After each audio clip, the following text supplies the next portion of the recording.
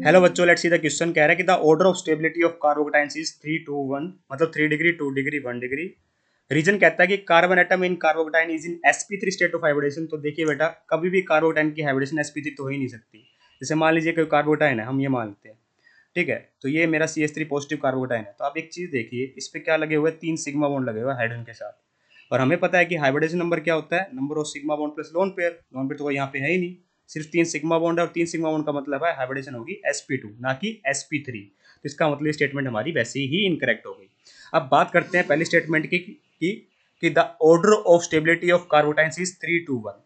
तो देखिए कार्बोटाइन मान लेते हैं पहले। ये कार्बोटाइन है हमारा, जिसपे 3 3 एल्काइल ग्रुप लगे हुए हैं, है ना। तो ये क्या है बेटा, मेरा 3 डिग्री कार्बोटाइन है। जिस कार्बन पे अगर ये 3 डिग्री कार्बोटाइन है, अगर 2 डिग्री कार्बोटाइन कैसा होगा बेटा, इस पे 2 एल्काइल ग्रुप लगे होंगे और एक हाइड्रोजन लगा होगा। और प्राइमरी कार्बोटाइन कैसा होगा, जिसपे केवल एक एल्काइल ग्रुप लगा हो, 2 हाइड्रोजन लगे।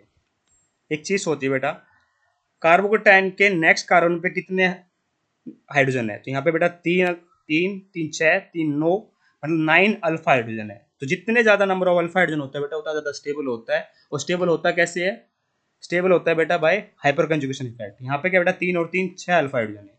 और यहाँ पे कितने बेटा, 3 अल्फा हाइड्रोजन है। और एक चीज तो ये होगी बेटा, दूसरी चीज क्या होगी, प्लस आई इफेक्ट लगेगा। यहाँ पर क्या लगेगा, प्लस आई इफेक्ट लगेगा। 3 3 जगह से बेटा हमारा प्लस आई इफेक्ट लग रहा है। यहाँ केवल 2 जगह से प्लस आई इफेक्ट लग रहा है, और यहाँ पे केवल एक जगह से लग रहा है। इसलिए 3 डिग्री ज्यादा स्टेबल होता है, फिर 2 डिग्री, फिर 1 डिग्री। इसका मतलब क्या हुआ, सेशन बिल्कुल सही लिखा हुआ है, रीजन हमारा इनकरेक्ट था ही। तो सेशन सही है, रीजन गलत है। तो ये चेक करते हैं, पहला ऑप्शन इनकरेक्ट हो गया क्योंकि दोनों लिखे होगी, दोनों ट्रू है, ऐसा पाई नहीं। दूसरा में भी दोनों ट्रू लिखे हुए, ऐसा भी नहीं है। तीसरा कहता है कि सेशन ट्रू है, रीजन फॉल्स है, बिल्कुल सही है बेटा, ऑप्शन नंबर थर्ड। फोर्थ कह रहा है दोनों फॉल्स, दोनों फॉल्स नहीं है, hence option number third is correct है। I hope you got the answer. Thank you so much.